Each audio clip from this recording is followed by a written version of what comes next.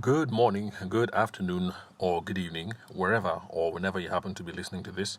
Thank you for listening to the Sales for the Nigerian Wedding Industry podcast. I'm your host, Abuja based event and wedding photographer, Tavishima Ayede. Since the podcast began last year in late February, mid to late February, we've said an awful lot here about having a questioning framework and things of that nature. But it occurs to me that I haven't actually discussed any specific examples apart from the questioning frameworks that we've looked at in the last two or three episodes. That's the BANT framework. That's budget, authority, need, and timelines. And then the which other framework have we looked at? Okay, we've looked at SPIN, and we've also looked at I can't remember. I think we've looked at 3 or 4 questioning frameworks so far. So, beyond the overarching view of what a framework is, we haven't gone into specifics of any actual frameworks that are out there. So, while I was fooling around with my material, I came across something that I used that I had a look at because I wanted to use it to model something to take with me for the Hilton wedding fair, which held in November of last year, 2020. And when I came across it, I just figured, oh, fantastic. I think this is a perfect flesh and bone example of what a questioning process should be. So you have the framework in mind, which is your true north, which has your north, south, east, and west. Basically, has the main things that you have to hit or where you are going towards with all the questions. But then again, you also need to have the nitty gritty, the actual questions, question number 1, number 2, number 3, number 4, and on that you have to ask when you're with the customer. And so I realized that I haven't been doing you guys a good service. That's for those of you who are wedding industry professionals, because a lot of us actually do have some questions that we run clients with on a day-to-day, and we do so quite routinely. The only problem is that for most of us, this process that we run through, which is typically called a client questionnaire, at least people in the wedding planning space use client questionnaires. Wedding photographers also use client questionnaires and shortlists and things of that nature. So you will find that most people, well, I don't know if MCs have client questionnaires that they run people through. So we actually do have these sorts of things, but they do need to be put within the context of an overarching framework that is coherent and that has clear goals that we're heading to, clear destinations that we're heading to. So I figured I would run through an example of a client questionnaire here that I used for some research before Hilton Wedding Fair, like I mentioned. And it's from boutiqueeventplanning.com. If I remember correctly, I think they're an American or maybe a UK outfit. And I can't remember why exactly I downloaded the questionnaire. But anyway, let's just run through here. So I have the script with me, and I'm going to flip through, and we'll get an example of some of the information that other people in our space, other professionals think are quite important to have on file. Now, a quick word before we begin. Remember that this is a client questionnaire for a wedding planning outfit. So because of that, the questions here are quite lengthy and go on ad nauseum. That's because for wedding planners, with the scope of the service that they provide, they have to ask typically more questions than the rest of us. For wedding photographers, once we get the bio questions out of the way, name, phone number, what else? Age is not really that important for the purpose of wedding photography anyway.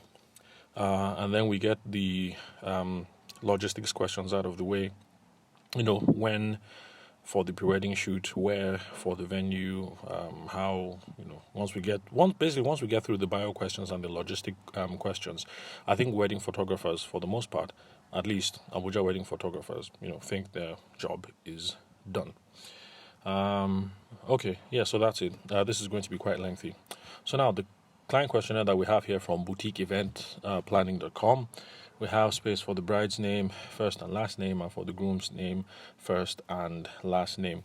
My own personal note, take okay, let me say my own personal emphasis.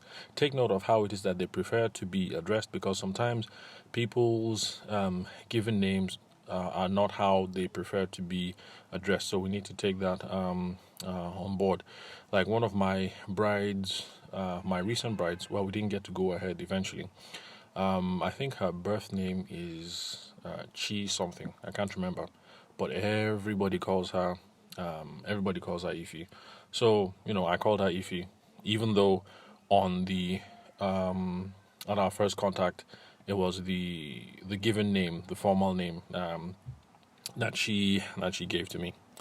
Okay, so bride's name, the groom's name, and last name, the wedding date, absolutely essential because that determines how you're going to go with the sales process. If they give you the wedding date, and obviously the wedding is in 2 weeks, then you know that you need to have a more urgent sales process than if the wedding date is 6 months away, or maybe 1 year away, depending on what you do. For wedding photographers, 6 months away, I guess, isn't a sprint. But for wedding planners, I guess 6 months away means you guys have a lot of work to do and you have to push things through as quickly as possible. So, what else? Time of the wedding, style or theme of the wedding. How do you want to feel on your wedding day? That's a question that not just wedding planners should ask, but wedding photographers and videographers need to know as well. Because for the photography and videography is going to tie into the post-production work that you're going to do, what color palettes that you use in color correction, color editing, stuff like that, what color of lighting gels you're going to use, things of that nature. I think you pyrotechnic people and lighting people also need to take that into effect. What's the color temperature of the lighting that you're going to use, things like that. And of course, guests, number of guests, not really relevant for we wedding photographers, but for you wedding planners, you guys need to know how many guests you are expecting, because that is going to tie into the budget for alcohol, feeding, and stuff like that. Then, okay, a question that I have here: are you a do-it-yourself bride? I guess for wedding planners, that is important because that's going to determine the scope of your services and how much leeway you will have, how much authority and how much leeway you're going to have in getting stuff done. I must confess, until I came across this questionnaire, I didn't realize that it's actually is a question that wedding photographers should be asking as well, because it determines it determines the quality or the extent of the reportage that we're going to be able to get at the end of the day. So if a bride is a do-it-yourself bride, she's going to spend a lot of time darting between uncles, aunties, planners, and what have you, and you're going to have limited options for the spontaneous, candid stuff. If you're a wedding photographer like me who likes this sort of things, and even if you're the fellow who likes the more staged kind of photos, you actually need the bride to be there, not sweating and happy and calm enough to be able to take directions so that you can set up and stage that perfect picture that you are looking for. So wedding photographers should also ask these kind of questions ahead of time, because then you know how you're going to plan the shoot on the day, and you also be able to best advise them as to what is practical and what it is that you can accomplish. Because there are some brides that insist that they want everybody to be in the wedding album, brothers, sisters, and what have you. But if they are insisting that they're going to be a DIY, they're going to have a DIY approach to the wedding, then that would give you room to be able to advise them early on in the process, like I did for one wedding 2 years ago. I had to be upfront with them that, okay, you guys are not using a wedding planner, you guys are going DIY on this. So just know that your family members, not all family members are going to show up in the album. And of course, we're like, oh, what do you mean? I was like, look, I'm just being practical here. Your brother is most likely going to have hassles around parking and making sure that nobody pilfers the drinks. So bottom line, your brother is not going to be in that hall. Or if he's going to be in the hall, he's going to be there for a limited number of time. I say, well, he's my only brother, this, that. And yeah, but I'm just letting you know, if you guys are going to DIY this, he is not going to be around on the wedding day, and he's not going to be in the book. Same thing with your twin sister. Yeah, she's the light of your life and everything, but she's going to want everything to be smooth and perfect. So she's going to be behind the scenes all the time. Ushers, caterers, service personnel, things like that. So she's not going to be in the photos. And I guess she underestimated the nature of the challenge that I put before her. But at the end of the day, that's how the wedding turned out to be pretty much. Parents missing, brother missing, twin sister missing, cousins missing, and for good reason. Because you have guests that have come from out of town, and you don't want any embarrassment. And so her whole family was on deck to make sure that things were running smoothly, and there wasn't any embarrassment anywhere. And so because of that, they were missing from the wedding.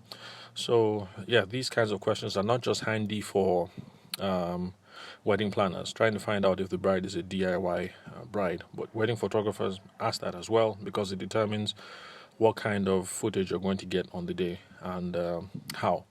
Okay, so in this questionnaire, they also have questions on whether you've selected the ceremony venue, the reception venue, what else?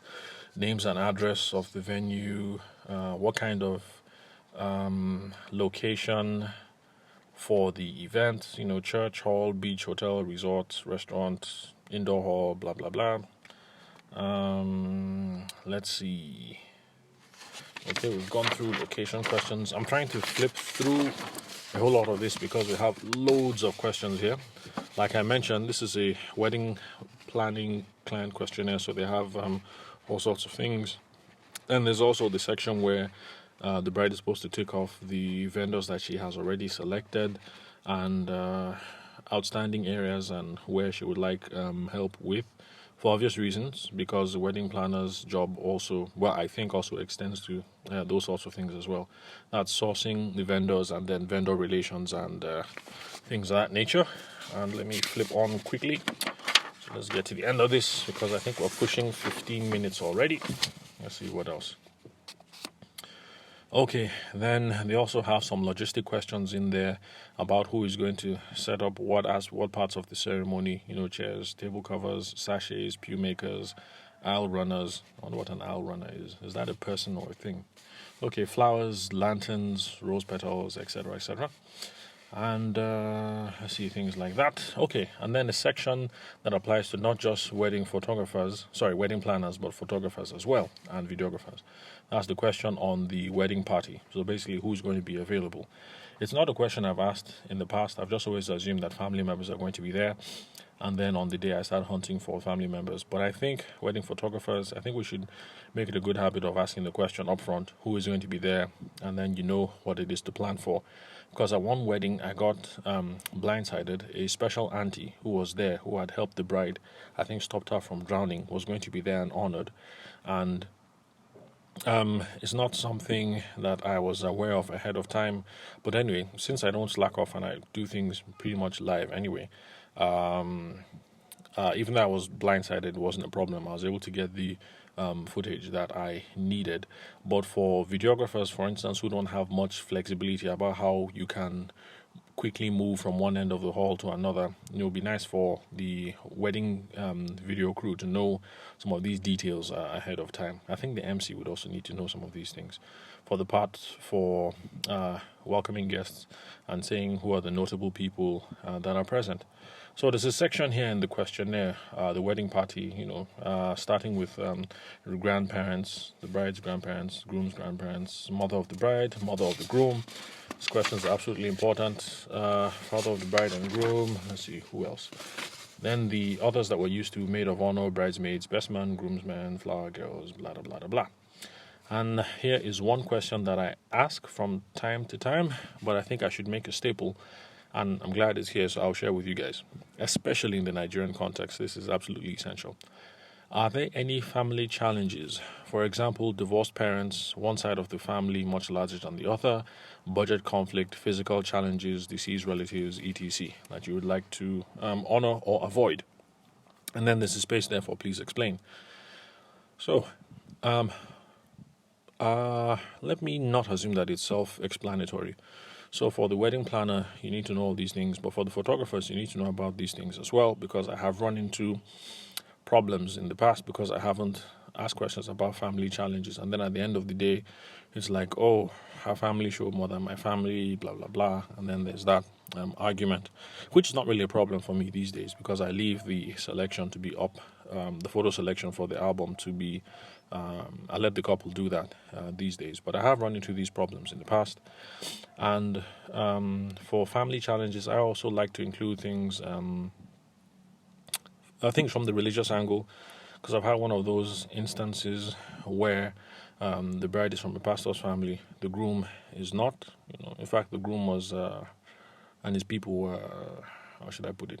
Let's just say they were very fit and funky core of people. Let's just put it that way. And of course, alcohol flowed freely at the wedding, and unbeknownst to me, it became an issue during the wedding and after the wedding. But of course, as a wedding photographer, what do? You take photos of everything that occurs on the day.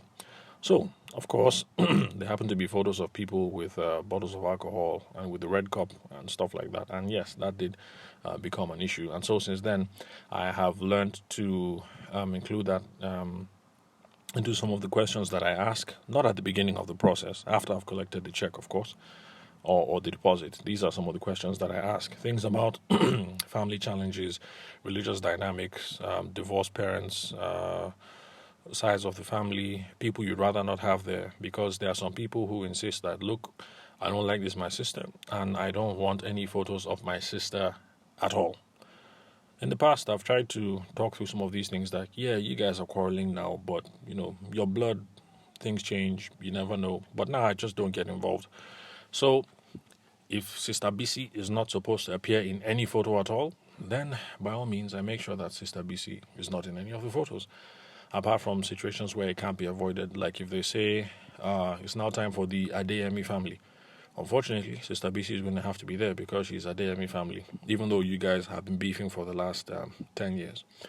So, so let me move on from that. So, that's important, family challenges, and the whole family dynamic and religious, all the dynamics and all the other subtext and context that we need to pay attention about.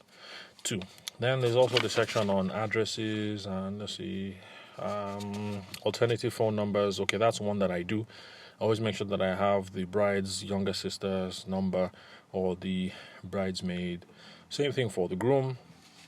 And then what else? How did you hear about us? And blah blah blah. So the usual. So there's a whole lot more to this questionnaire. If some of you would like to have a concrete look about it, so you can make up your minds, it's boutiqueeventplanning.com/client-questionnaire. I guess if you just Google boutique event planning client questionnaire, it should come up. So if you notice, like I said, the client questionnaire, this particular one, seems to be all over the place. And it seems to be a bit much for when you are meeting your client for the first time. To sit the client down and then to talk through a list of 50 questions, it could be overwhelming. So that was the point that I was making at the beginning of the podcast, how even though, yes, we already have a questioning process for most of us wedding and event industry professionals, we already have a questioning process. We need to make sure that the process is concise and tailored towards something, and we need to have a framework that makes us move from step A to step B to step C. And if you look at this questionnaire, the questions seem to be all over the place, overwhelming, and not in a format that would easily move the bride from step A to step B. So, rather than, if you had an idea of what your sales process was going to be like, it would be possible for you to take these list of questions here, however many there were, and split them into chunks. And some questions would be much more suitable when you're meeting them for the first time, like all those buyer questions, name, phone number, addresses, blah, blah, blah, blah. And some of those family dynamics that we mentioned towards the end could have been picked up early in the process, I guess. I mean, in the first set of conversations. But basically, there's some of these questions that could have been asked quite handily at the beginning of the relationship, some in the middle, and then some towards the end when we're running towards the wedding at breakneck speed, because things are happening, in 2 weeks' time and on and on. So the bottom line is, as you listen to this podcast or do whatever other studying out there that you're doing, just have that at the back of your mind. So it's not just that you have a list of 50 questions that you must ask because they give you all the information to close the deal and to deliver an adequate quote, but the questions have to be concise. They have to be within a clear framework so that it guides you, and also it shows the bride, it guides the bride as well, and also shows them that you are being methodical about you're being methodical about the whole thing and walking them through a very neat process from A to B to C to a beautiful wedding at the end of the day. So that's the reason why I spend quite a great deal on this whole thing of having a questioning framework and what the philosophy is behind it. So the philosophy, at the end of the day, if you take whatever philosophy that catches your fancy, that you've heard either from here or other sources, you find that you can take it to a list of, let's say, 70 questions you have, and then find that at the end of the day, you only really need to ask maybe 10 or 12. So, so that's it. Client questionnaires, questioning frameworks, all these sorts of things, absolutely important. And I hope that for you wedding industry and event professionals listening to this, that you do have these things on hand and that you haven't abandoned the practice. Because in the beginning, I wouldn't do anything without my client questionnaire. But after a while, I got sloppy and I just let it go until I started looking into sales as a science and as a discipline, and I realized that these sorts of things are essential. Only ditch your questionnaire after these things have become second nature. As in, if someone wakes you up late at night, you can do it in your sleep. The questions come back to you. So after your questionnaire or your framework, when it becomes part and parcel of you, it flows through, when it flows through your blood. I mean, when it gets to that point where you have internalized it, then you can ditch the actual paper. But in the beginning, for those of you newbies who are just starting out, please keep this thing written and visible at all times to guide you in the customer conversation. So thank you very much for listening to the Sales for the Nigerian Wedding Industry podcast. I'm your host, Abuja-based event and wedding photographer, Tavishima Ayede. I'll do my best to make sure that no future episodes do get as long as 20 minutes. So thank you very much, guys, for listening. I'll catch you on the next recording.